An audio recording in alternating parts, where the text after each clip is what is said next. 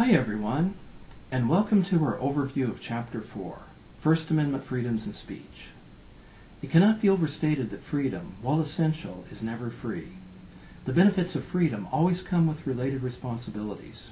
Those who wish to be truly free must be prepared to do the hard work of developing strong, informed, and open minds. They must be wise enough to recognize emerging threats to freedom, brave enough to stand up and defend freedom, and accepting of the wide diversity of views and resulting social controversies that inevitably come from the free expression of the thoughts, opinions, and beliefs of a truly free people. As Frederick Douglass said, those who profess to favor freedom and yet depreciate agitation are men who want crops without plowing up the ground. They want rain without thunder and lightning. If we aren't willing to support children in becoming independent thinkers, skillful in expressing their views and advocating for change, we won't have future citizens who are prepared to advance freedom, justice, and democracy. Running our schools like prisons and demanding unquestioning subservience from children might be a more certain way to promote obedience and order. But in Tinker v. Des Moines, the U.S. Supreme Court firmly declared that in our system, state-operated schools may not be enclaves of totalitarianism. Using heavy-handed authoritarian means to punish children for honestly questioning authority and expressing their opinions will not produce adult citizens prepared to actively participate in a strong, free, and viable democracy. Children whose free will and spirit have been broken grow up to be broken and subservient adults. As Frederick Douglass further recognized, it is easier to build strong children than to repair broken men. It is also easier to sustain and advance an existing democracy through supporting education, free speech, and responsible citizenship than to try to win it back after it's been lost to ignorance, fear, and apathy. Teaching children to responsibly exercise rights of free speech is the surest way to build strong citizens and a strong democracy. Public schools play an essential role in this process. But if public schools are to serve as the functional nurseries of a strong and enduring democracy, students' free speech rights must be respected, protected, and encouraged so that they may mature into citizens well prepared to intelligently discuss ideas, ask essential questions, speak out on important public matters, vote wisely, and participate fully in a free and democratic society. Education, free speech, civility, and civic courage are essential elements in sustaining democracy. Totalitarian regimes are only possible when the people are kept ignorant, silenced, divided, and fearful of speaking up and making their own decisions. Children spend much of their formative years in schools where they can learn the skills of democratic citizens or learn to become unquestioning and passive subordinates, vulnerable to totalitarian control. A truly free society is the only society worth building and defending. A free society is not, however, a chaotic society. Freedom and democracy can only thrive where there is a just balance in respecting both individual rights and the collective needs of the community.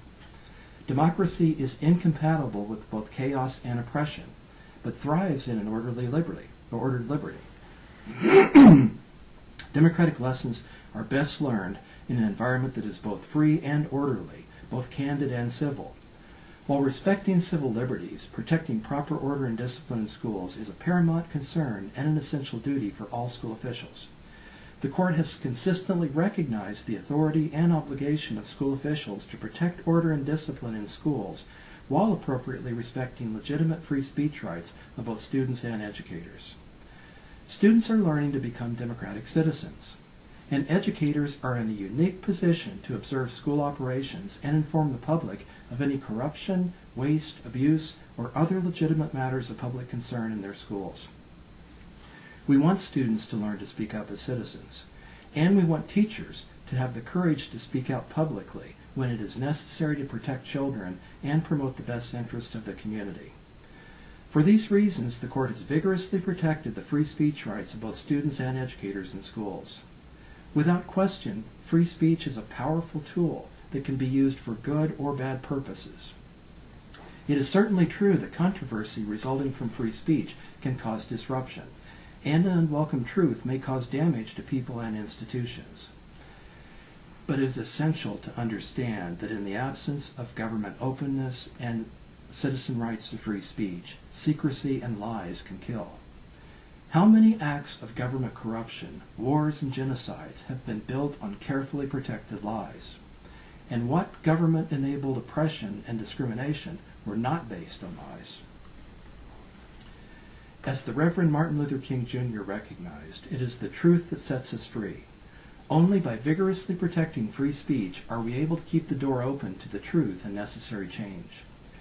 Our nation's founders recognized that no good would come from allowing self-interested government officials to decide what the people should say or hear. They knew from the lessons of history that if government officials were allowed to regulate speech, self-interested government officials were likely to use their powers to protect themselves and the status quo, to advance self-serving propaganda, and to punish dissent and silence whistleblowers. They saw no legitimate role for government officials in controlling the marketplace of free ideas. As Thomas Jefferson recognized, it is error alone that needs the support of government. Truth can stand by itself and has no need for government support. Understanding these clear lessons of history, our founders designed the First Amendment as the essential protector of our liberties and our safety, empowering all persons to speak their minds and to expose the truth for the common good. At the core of the First Amendment's free speech protections are strong safeguards for individual political and religious speech. Political and religious speech are most vigorously protected because these types of speech have historically been the primary targets of government censorship. Government officials have always been tempted to use their powers to silence criticism of them and their government and to stifle political or religious ideas that could threaten the existing status quo. Political or religious speech is protected regardless of whether the speaker can prove the expressed ideas are true, although untrue personal accusations in the form of defamation are not protected speech. All speakers have the right to express their beliefs, and it is up to listeners, not government officials, to decide what is true. But historically, government censorship has been most zealous in those cases in which the criticisms of government were true, or religious ideas were unorthodox but potentially popular. False claims and unpopular ideas are easily disproven and defeated, but an ugly truth about persons in power or a new and popular religious idea provides a potent threat to the status quo, and therefore often provokes the strongest censorship efforts from those whose power is threatened. To guard against these abuses of government power, the First Amendment provides broad protections for free speech. But these protections cannot be absolute when the free speech of one person threatens the rights or safety of others. As Justice Holmes said, the most stringent protection of free speech would not protect a man falsely shouting fire in a theater and causing a panic. Within an evolving hierarchy of First Amendment protections, the court generally prohibits content-based censorship, with political and religious speech receiving the greatest protections, commercial speech receiving less vigorous protection, and obscenity falling outside of the scope of constitutional protection. The court recognizes freedom of speech as a fundamental right under the U.S. Constitution. Government officials may only limit fundamental rights, including constitutionally protected speech, by establishing that limitations are necessary to a compelling interest and narrowly tailored to achieving that interest. The court has also recognized, however, that government officials may apply reasonable time, place, and manner restrictions to speech where these regulations are content neutral, serve an important public interest, and leave open adequate alternative routes of communication. Further, the court has recognized the necessity of different standards for different mediums of communication.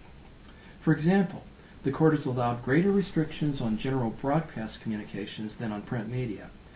The court has also recognized different protections in different contexts, vigorously protecting free speech in traditional open public forums, such as public streets and parks, and allowing stronger regulations in forums dedicated to limited purposes, such as public business meetings. When these restrictions are warranted under the circumstances, and they're not a mere pretext for limiting that speech. Public forums range from open forums, such as public parks and streets, to limited open forums, including public schools, and closed forums, such as meetings on national security or other matters legitimately requiring exclusion of direct public participation. Free speech is protected not only for the benefit of individuals, but also to assure the free flow of information that leads to the political, intellectual, and cultural advancement of the community through the free market of ideas. Innovative and productive ideas flourish in a free environment where the only limits these ideas are subjected to are the tests of public debate and the reason of an educated and free people.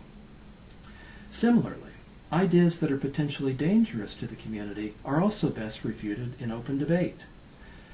American founders believed in the free market of ideas, with individuals free to accept those ideas that they believed were best, and self-interested government officials prevented from interfering with the operation of this free process. Open public debate and the reasoning power of an educated and free people are the best guarantees that good ideas will prevail, and also the best protections against ideas that are flawed or threats to the common good. As Thomas Jefferson declared after prevailing in one of the nation's most bitter political battles, "If there be any among us who would wish to dissolve this Union, or to change its republican form, let them stand undisturbed as monuments of the safety with which error of opinion may be tolerated when reason is left free to combat it." A public school is not, however, a public street or a public park. To maintain the order necessary for effective instruction and educational success, school officials must exercise substantial control over the classroom and keep order in the hallways and on the campus.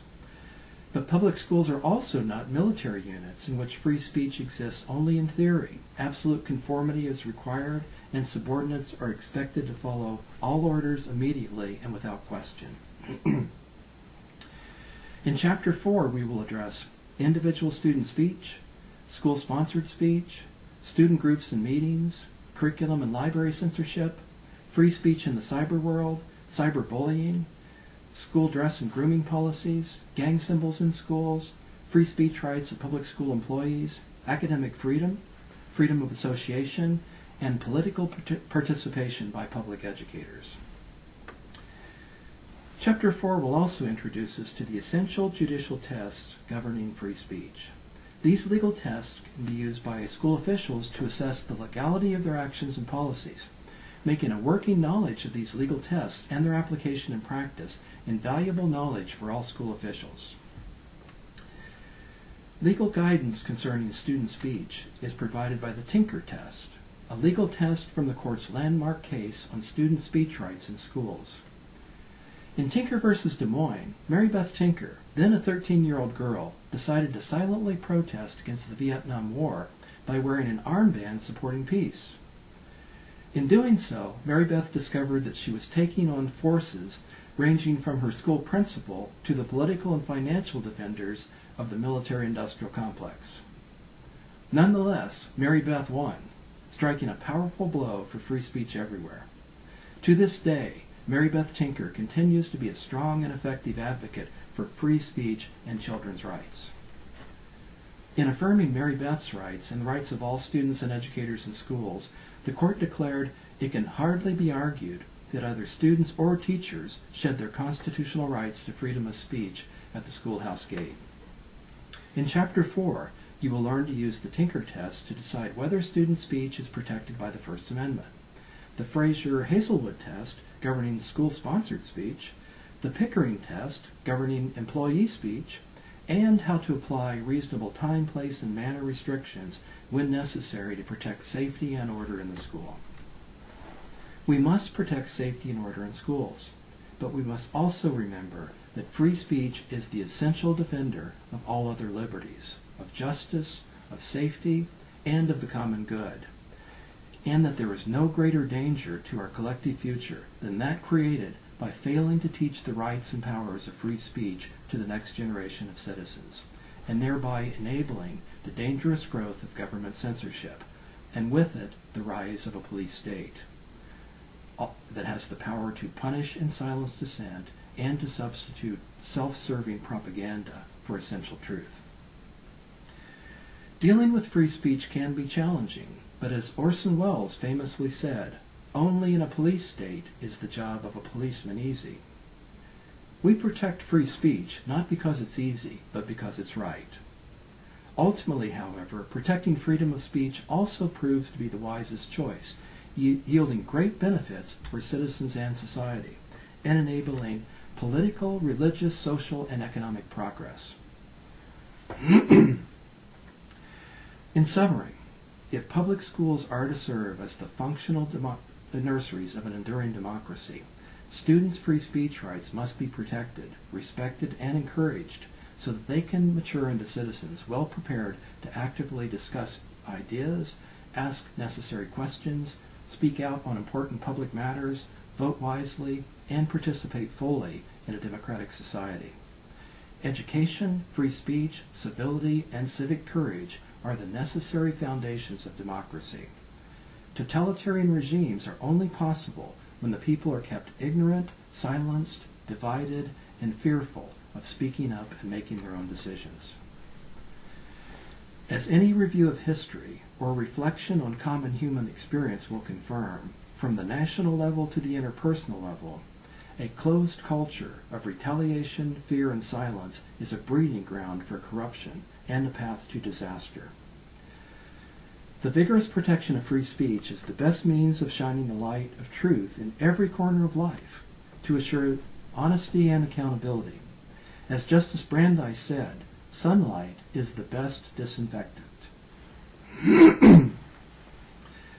As a microcosm of the broader society, school communities also benefit from the vigorous protection and exercise of free speech. Effective, ethical school administrators use their powers to promote learning and order, not to punish and silence unwelcome dissent. And by doing this, they gain the respect and support of students, teachers, and the community.